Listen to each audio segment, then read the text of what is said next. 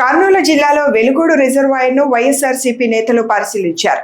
రాయలసీమ ప్రాంతానికి సాగు, తాగునీటి అవసరాల్లో కీలకంగా ఉన్న వెలుగోడు రిజర్వాయర్ పరిస్థితిని వైఎస్ఆర్సీపీకి చెందిన రాయలసీమ నాయకులు క్షేత్రస్థాయిలో పరిశీలించారు. రిజర్వాయర్లలో నీటి పరిస్థితి, సాగునీటి అవసరాలు, ప్రాజెక్టు నిర్వహణపై వివరాలు తెలుసుకున్న నాయకులు రాయలసీమకు నీటి విషయంలో అన్యాయం జరగకుండా ప్రభుత్వం తగిన చర్యలు తీసుకోవాలని డిమాండ్ చేశారు.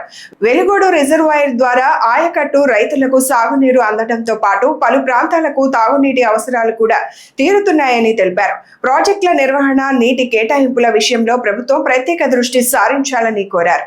నీళ్లు ఏప్రిల్ మార్చి వరకు ఎటువంటి పరిస్థితుల్లో తగ్గడానికి వీల్లేదని జీవో ఇచ్చి మొత్తం తర్వాత కిందికి నీళ్లు ఇచ్చే పరిస్థితి ఉన్నది. కానీ ఇప్పుడు మాత్రం ఆ పరిస్థితి లేదు. మనకు రాయలసీమకు అన్యాయం జరిగింది. అందుకే రాయలసీమ రైతులందరినీ కూడా మీరు చైతన్యవంతులు కావాల్సిందే.